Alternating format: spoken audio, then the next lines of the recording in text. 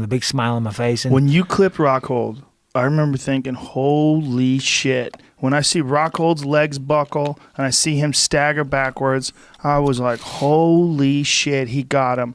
And then when he stumbled against the cage and you bashed him and stopped him. I can't help but laugh because it does bring a smile to my face. Almost like I couldn't believe it. It was like a movie. It was one of those things because you were a big underdog coming to that fight. Everybody knew you took it on short notice. Yep. Everybody knew that you were working on a movie. And so for you to land that, when you landed that left hand, you missed it once before too. And I remember thinking, man, that is fucking close. Like, that's close. Like, you saw this opening for that left hand. And you clipped him over the top of the shoulder. He didn't see it coming. Bang! You drop that left hand on his chin. And you see, like, his eyes roll back and his legs give out. Fuck, man. Well, that was the whole plan, the left hook. Jason had seen that he was open for that, and I'd seen he was open for that. And he was even doing this exercise on these bands, like resistance bands, whatever. He was doing this, and his chin was up, and his right hand was down at the end of it. And Jason said, he's drilling these moves here, and he's finishing here, that left hook, all day long.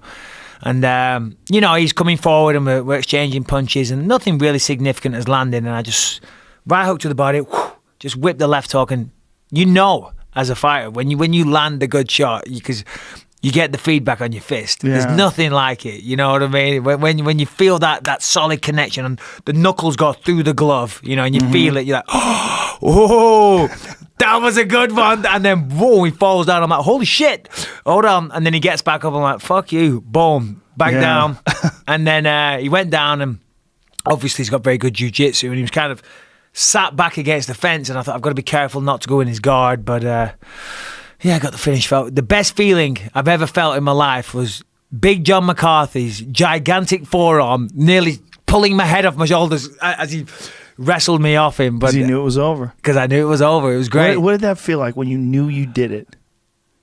It one of the best feelings in the world. One of the best, because, for me, the amount of fights I've had is unbelievable, professionally and unprofessionally. When I was a kid, that's all I was. That was my only identity, as being a fighter. And just being that guy. Unfortunately, rightly or wrongly. Well, it's wrongly. It's wrongly. Of course it is. I was a fucking idiot when I was a kid. I was fighting so much, but that's what I clung to. I was a fighter, and that was the only thing that I could draw pride from.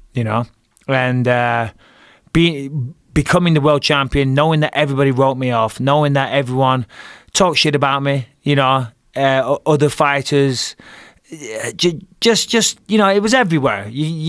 I heard what people always said about me. Do you know what I mean? So to win like that in style in the first round, it felt amazing. There it is, right there. Oh yeah. Rockhold was very upset. Yeah, he was. Yeah. You talked a lot of shit to him even after you beat him. Well, hold on. And my wife was behind me there, and she deserves a shout out, because if it wasn't for her, none of this would have happened. But with Rockhold, with what happened after the fight, there's a few things that I regret that happened after the fight. First of all, I jump on the fence, and I'm just so worked up. I scream, "No, fuck you," whatever. No big deal. I'm not too concerned about that one. And then as I'm doing my victory dance, if you will, I do a lap of the octagon. And I cross paths with Luke, pardon me. And I'm like, hey, you say whatever you say, unlucky bud, good fight, whatever, blah, blah, blah, blah, blah. I said that, and I carried on having my moment. I was just out of my mind on adrenaline and just having a great time. And then I found myself, I'd done an entire lap of the octagon again, and I was passing him again.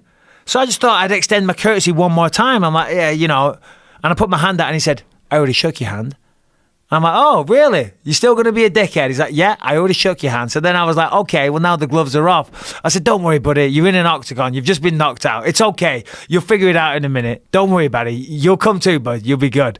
So I kind of looked like an asshole because people didn't see that. He refused to shake my hand the second time. I was like, well, go fuck yourself then. And then when you gave me the microphone, I said the most crude comment ever. I'm like, I've been fighting ever since I came out of my mother. I'm like, whoa, that is not an image that I want to portray to the world when I win the world belt. What I meant was ever since I've been born. Right. But in the moment, the words escaped me a little bit, and I painted a rather disturbing image of my mother giving birth to me. But yeah, I didn't choose my words too carefully there. But yeah, no, it was great, man. Well, you can't be held accountable for that. I mean, there's no one that's ever going to be able to understand that other than someone who wins the title. Yeah, no one's going to know what that felt like. It's impossible. It was incredible. It really was. It really was. Yeah. I can only imagine.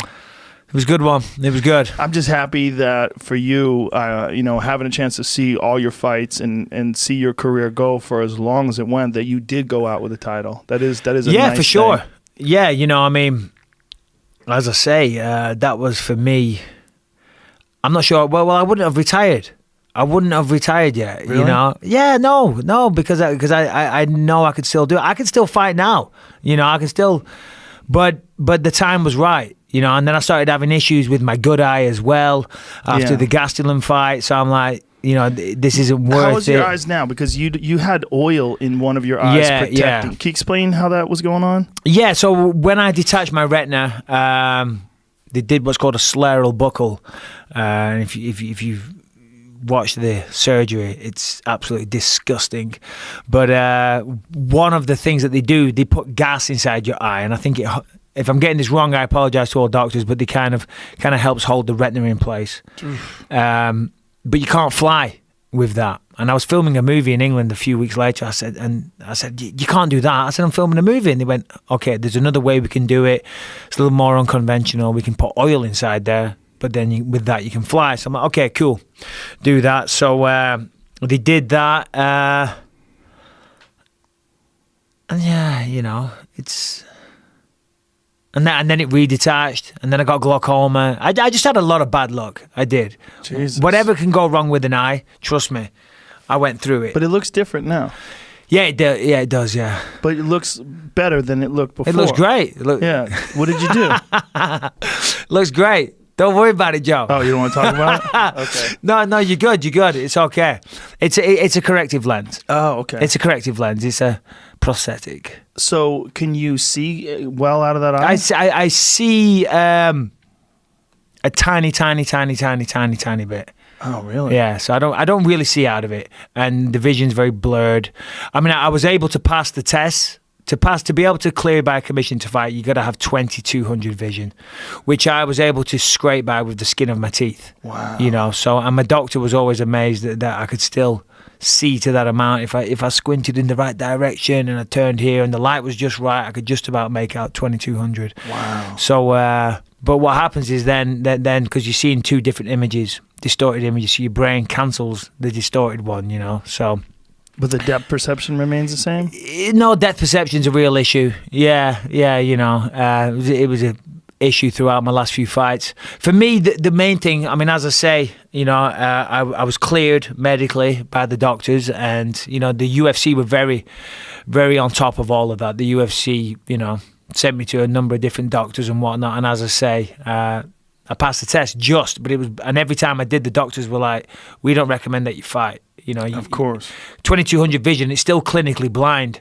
Really? Yeah. So, but yeah, there you go. That's fucking crazy. Yeah, but it never slowed me down. It didn't slow you down. That's what's crazy. A lot of guys would have retired. Looking back now, not that I sit there at night and get drunk and watch my old fights. I've never done that once. But if I ever do see some old fights back, which occasion just happens by chance, afterwards, I'm always calling for a shot at the belt or whatever.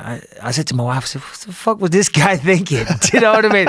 He's out of his mind, absolutely out of his mind. But at that time, it quitting and trying to not become the champion did not even occur to me for a split second. Giving up never even occurred to me for a heartbeat. Why is that?